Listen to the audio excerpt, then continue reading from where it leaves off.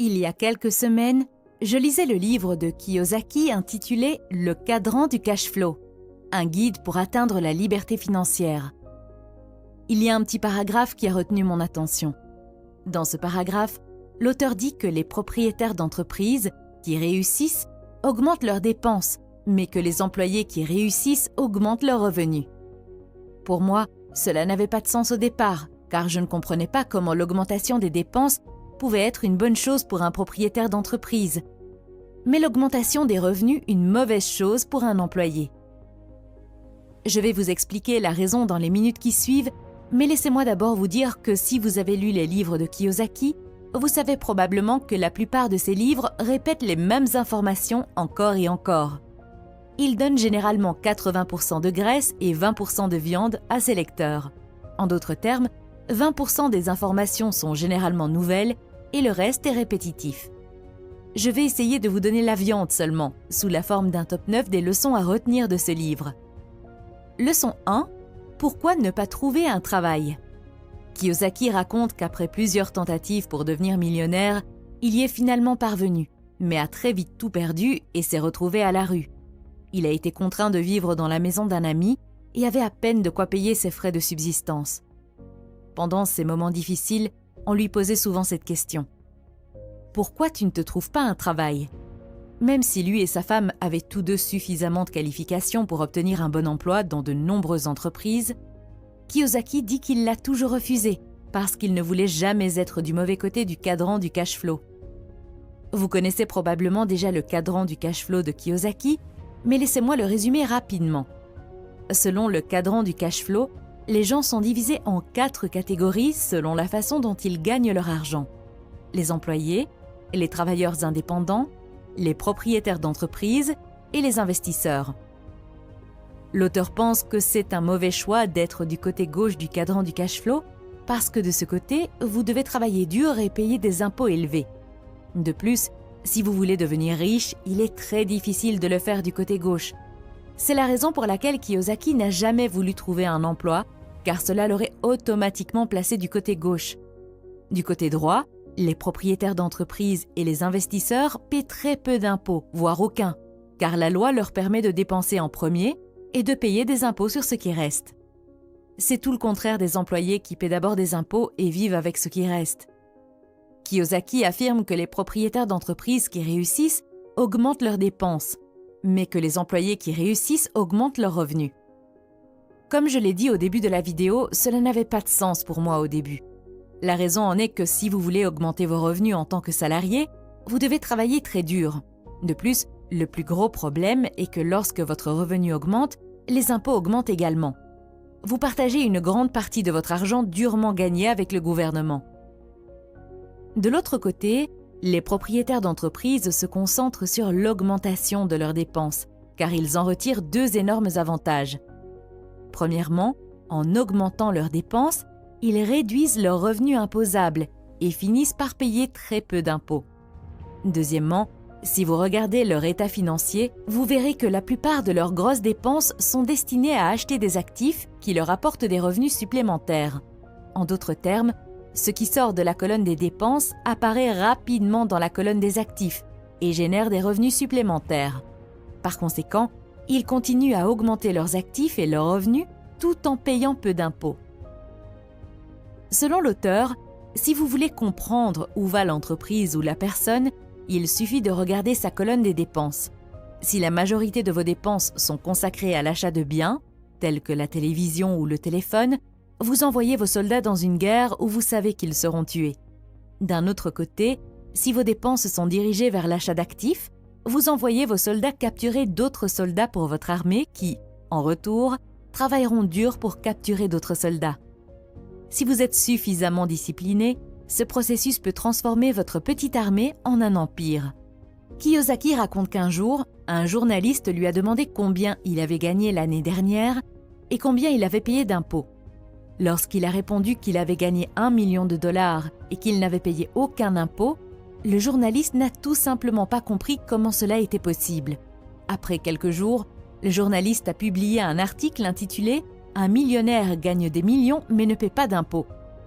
Le journaliste pensait qu'il faisait quelque chose d'illégal, mais en réalité, il ne faisait que suivre la loi. De nos jours, il est beaucoup plus facile de devenir riche légalement que d'essayer des moyens illégaux. Il serait stupide d'essayer quelque chose d'illégal alors qu'il existe de nombreux moyens légaux et faciles.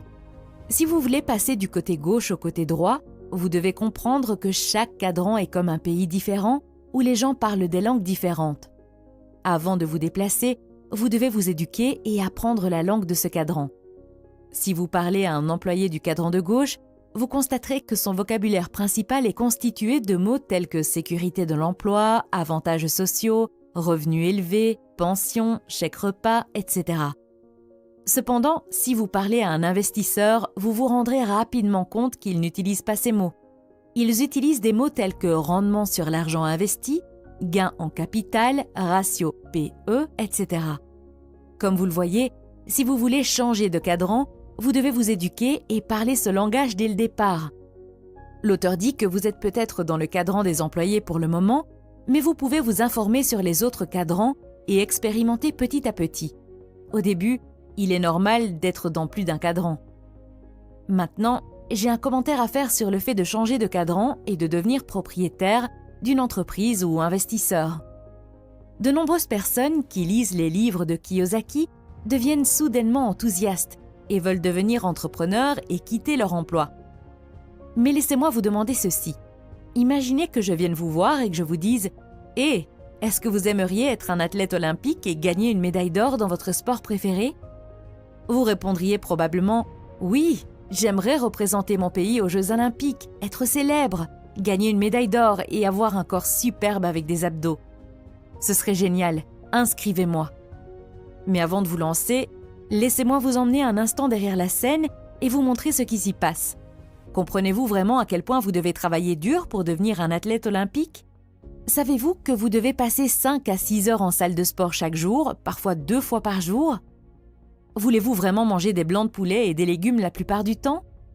Voulez-vous vraiment passer par tous ces entraînements difficiles et éventuellement plusieurs blessures ? Voulez-vous vous disputer avec votre partenaire parce que vous ne passez pas assez de temps avec elle ? Voulez-vous vraiment manquer la fête de vos amis parce que vous devez vous coucher tôt pour vous lever tôt pour vous entraîner ? Voulez-vous vraiment faire tous ces sacrifices pour devenir des athlètes olympiques ? À ce stade, vous vous dites probablement « ouais, peut-être pas, je ne veux pas ». Honnêtement, je comprendrais que tu décides de ne pas vouloir. Et je suis sûre que d'autres te comprendraient aussi parce que le coût pour devenir un athlète est trop élevé pour toi. L'exemple que je viens de donner s'applique également au fait de devenir propriétaire d'une entreprise et de changer de cadran. Vous devez d'abord comprendre le coût et décider si cela en vaut vraiment la peine. Peut-être aimez-vous votre travail, gagnez suffisamment d'argent et ne voulez jamais avoir la responsabilité et le stress de devenir propriétaire d'une entreprise. Si c'est le cas, ce n'est pas mon affaire ni celle de quiconque de vous dire que vous devez devenir propriétaire d'une entreprise. C'est votre affaire et uniquement votre affaire. Je ne dis pas que vous ne pouvez pas devenir propriétaire d'une entreprise. Vous le pouvez, et je crois que c'est l'une des meilleures choses que vous pouvez essayer. Mais avant de vous lancer, gardez toujours le coup à l'esprit, car cela vous aidera à mettre de l'ordre dans vos idées et à éviter de retourner chez votre maman après 5 ou 6 échecs. Gardez également à l'esprit que vous n'avez probablement pas les muscles pour devenir un entrepreneur. En d'autres termes, vous avez quitté l'école sans aucune formation sur la création et la gestion d'une entreprise, et vous ne l'avez probablement pas appris dans votre famille non plus. Tout cela signifie un coût encore plus élevé pour vous. Au début de votre parcours, vous aurez probablement l'air, dans votre salle de sport, d'un nouveau venu qui ne sait même pas comment utiliser un tapis roulant. En tant que nouveau venu dans la salle de sport, n'essayez pas d'imiter le grand musclé et de commencer à faire du développé couché avec 60 kg. Vous avez besoin de simples pompes et traction. Leçon 2. Pourquoi les gens veulent-ils tant la sécurité de l'emploi ? Si vous regardez en arrière, il y a 150 ou 200 ans, vous verrez que la plupart des gens étaient soit des travailleurs indépendants, soit des entrepreneurs. Le grand-père de votre grand-père avait probablement une ferme et il travaillait pour lui-même, ce qui signifie qu'il était indépendant. Ou peut-être avait-il un magasin avec quelques employés où il fabriquait et vendait des haches, ce qui signifie qu'il était propriétaire d'une entreprise. Si l'esprit d'entreprise et le travail indépendant étaient si courants dans le passé, que s'est-il passé maintenant que nous sommes si attachés à la sécurité de l'emploi? Selon Kiyosaki, la réponse est simple. Les gens ont été conditionnés socialement et ont subi un lavage de cerveau pour choisir la sécurité de l'emploi plutôt que la liberté. Le lavage de cerveau est tel que les gens ne veulent pas travailler 4 ans pour eux-mêmes, mais sont prêts à travailler pour quelqu'un d'autre pendant 40 ans. Qui leur a enseigné ces choses? Les coupables sont les enseignants, le système scolaire, les multinationales et les médias. La valeur de la sécurité de l'emploi par rapport à la liberté financière est tatouée dans le cerveau des enfants dès leur plus jeune âge. Avez-vous déjà suivi un cours ou même une leçon sur l'éducation financière et la création d'entreprises lorsque vous étiez plus jeune? Bien sûr que non. Au lieu de cela, on vous a appris à suivre le système qui privilégie les bonnes notes par-dessus tout. Le résultat est un employé loyal et compétent qui ne peut pas penser par lui-même. Aujourd'hui, de nombreux étudiants sont encouragés à contracter des prêts et à étudier dans des universités prestigieuses. Après avoir réussi à payer leurs prêts étudiants, ils auront l'occasion de commencer à épargner pour leur avenir financier. Mais la réalité est qu'on ne leur apprend pas à épargner. On leur apprend à dépenser et à emprunter. Comme ils se sont privés pendant plusieurs années pour rembourser leurs prêts étudiants, ils commencent à acheter des maisons, des gadgets, des articles de luxe, des nouveaux vêtements, des meubles et des voitures dès qu'ils ont un peu d'argent. Assez rapidement, ils sont pris au piège de la dette, se marient et ont un mariage coûteux. À partir de là, les choses commencent à se gâter et le couple s'endette encore plus. C'est à ce moment-là qu'ils commencent à souhaiter avoir une éducation financière. C'est aussi le moment où ils réalisent qu'on leur a vendu un faux rêve et qu'ils ont été abusés par le système. Ils reconnaissent que s'ils avaient utilisé l'argent gagné au début de leur carrière pour créer une entreprise ou encore investir, leur situation serait bien meilleure. Selon Kiyosaki, la raison principale pour laquelle la plupart des gens ont des problèmes d'argent est qu'ils n'ont jamais été formés à la science de la gestion du cash flow. On leur a appris à lire, à écrire, à conduire des voitures et à nager, mais pas à gérer leur trésorerie. Sans cette formation, ils finissent par avoir des problèmes d'argent et travaillent plus dur en croyant que plus d'argent résoudra leurs problèmes. Leçon 3. Je me fiche de votre excellent produit. Parlez-moi de votre système. Très souvent, des amis m'approchent pour me demander de participer à leur nouvelle idée d'entreprise. Ils commencent généralement à parler avec passion de leur produit. Ils parlent de l'unicité de leur produit. Ils disent à quel point il est génial et que personne d'autre ne l'a sur le marché. Après avoir écouté pendant quelques minutes, je m'excuse poliment et je passe mon tour. Car lorsqu'il s'agit de créer une entreprise, le produit est souvent la partie la moins importante. La partie la plus importante est le système et les personnes qui ont de l'expérience dans ce système. Les personnes qui m'approchent habituellement n'ont jamais créé ou géré un système commercial. Le monde est rempli de produits merveilleux qui n'ont jamais été sur les étagères à cause d'un mauvais système. Vous vous dites probablement en ce moment, pourquoi ce type parle-t-il du système et ignore-t-il le produit? Laissez-moi vous poser la question suivante. Pouvez-vous préparer un meilleur hamburger que McDonald's? Vous répondriez probablement oui. La plupart des gens peuvent préparer des hamburgers plus délicieux et meilleurs que McDonald's. Mais ce que la plupart des gens ne peuvent pas faire, c'est créer un meilleur système que McDonald's. Ce qui fait le succès de McDonald's, ce n'est pas son hamburger, c'est son système. C'est le système qui amène la viande de la ferme au centre de la ville où vous l'achetez à bas prix. Leçon 4. Vous ne pouvez pas voir l'argent avec vos yeux. L'argent est vu avec votre esprit. Ce qui est apparent ou évident à l'œil nu n'est pas important lorsqu'il s'agit d'argent. La personne moyenne a 95% d'yeux et seulement 5% d'esprit lorsqu'elle investit. Si vous voulez voir l'argent, vous devez entraîner vos yeux à n'être que 5% et votre esprit à être les 95% restants. S'il y avait des tas d'argent dans la rue, les gens courraient pour en prendre le plus possible. C'est parce que leur niveau d'intelligence leur permet de savoir facilement comment voir et saisir ce qui se trouve physiquement devant eux. Malheureusement, lorsqu'il s'agit d'intelligence financière, la plupart des gens ont un QI faible. Pour tirer parti des piles d'argent virtuelles du système financier, il faut un haut niveau d'intelligence financière que la plupart des gens ne possèdent tout simplement pas. Ils n'ont aucune idée de la façon dont ils peuvent saisir l'argent qui se trouve juste devant eux. La clé pour commencer à avoir l'argent commence par l'intelligence financière. Par exemple, si un médecin dit « votre systolique est de 120 et votre diastolique de 80 », est-ce bon ou mauvais? Est-ce tout ce que vous avez besoin de savoir pour votre santé? La réponse est évidemment négative, mais c'est un début. C'est la même chose que de dire « le ratio PE de mon action est de 12 ». Est-ce tout ce que j'ai besoin de savoir pour ma richesse? Là encore, la réponse est non, mais c'est un début.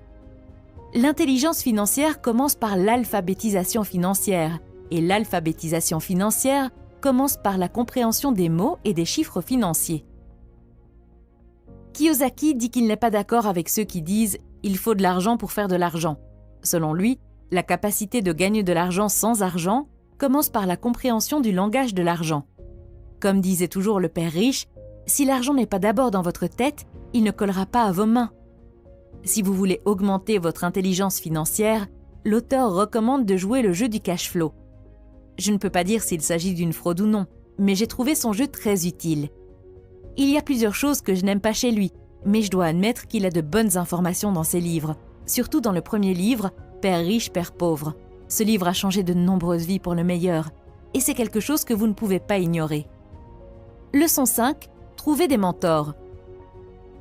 Le mentor est la personne qui est assise au sommet de la montagne, mange des oranges et se moque de vous pendant que vous marchez, vous grattez la tête et réfléchissez à la manière de grimper au sommet de la montagne. Le bon mentor peut vous faire gagner des années en vous aidant à éviter des choses que vous ne devriez pas faire en premier lieu. L'auteur affirme que même les athlètes olympiques médaillés d'or, qui sont au sommet de leur art, ont des mentors, mais que la personne moyenne n'envisage même pas d'avoir un mentor. Choisissez vos mentors avec soin. Assurez-vous qu'ils mangent ce qu'ils cuisinent. Leçon 6. Connaître la différence entre un actif et un passif. Lorsque la banque vous accorde un prêt hypothécaire pour acheter une maison, elle vous dit que votre maison est un actif. Elle ne vous ment pas, mais elle ne vous montre pas non plus le tableau complet et ne vous dit pas à qui appartient cet actif. Votre maison n'est pas un actif, c'est l'actif de la banque. Si vous ne le croyez pas, regardez le bilan de la banque et vous verrez de quel côté il est placé et à qui va le cash flow. Aujourd'hui, il y a beaucoup de confusion sur ce qu'il faut appeler un actif et ce qu'il ne faut pas. En comptabilité, beaucoup de choses sont enregistrées comme un actif, mais en réalité ce ne sont pas des actifs. Kiyosaki a une formule simple pour identifier si les choses sont des actifs ou non. Si les choses que vous achetez mettent de l'argent dans votre poche, alors c'est un actif. Sinon, c'est un passif. Faisons maintenant un petit test. Disons que vous achetez 100 actions de la société XYZ à 5 $ par action. S'agit-il d'un actif ou d'un passif? Eh bien, à première vue, cela ressemble à un actif. Mais la vérité est que vous ne le saurez jamais avant de vendre ces actions. Ce que je veux dire par là, disons que vous avez besoin d'argent et que vous devez vendre ces 100 actions. Si le prix de l'action passe de 5 à 6 $ et que vous vendez vos 100 actions, vous gagnerez 100 $ supplémentaires, ce qui signifie que vous pouvez désormais parler d'un actif. Mais que se passe-t-il si le prix de l'action chute de 5 à 4 $? Eh bien, vous perdez 100 $. Dans ce cas, vous ne pouvez pas l'appeler un actif, car elle n'a pas mis d'argent dans votre poche. Aujourd'hui, beaucoup de gens appellent le passif un actif. C'est à vous de définir l'actif. Mais si vous voulez augmenter votre richesse, vous devez vous assurer que les choses que vous appelez un actif mettent effectivement de l'argent dans votre poche. Leçon 7. Le pouvoir de la foi. Si je viens à toi maintenant et que je te dis que tout l'argent que tu veux, la voiture de tes rêves, la maison de tes rêves ont été expédiés chez toi et qu'ils attendent à la poste avec ton nom dessus. Vous devez juste travailler dur pendant un certain temps et ensuite vous pourrez aller chercher le tout. Si vous dites oui, continuez à travailler, car ce que vous voulez vous attend vraiment. Vous devez avoir une foi inébranlable dans le fait que ce que vous voulez est également désiré et qu'il vous attend. La foi permet d'avoir les choses avant même de les avoir physiquement.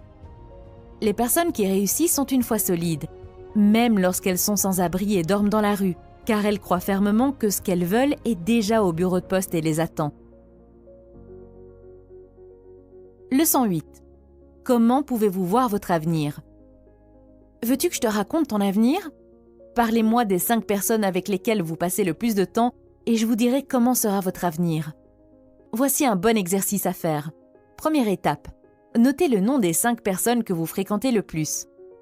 Étape 2, dessinez un cadran de cash flow et placez le nom de chaque personne dans le cadran auquel elle appartient en ce moment.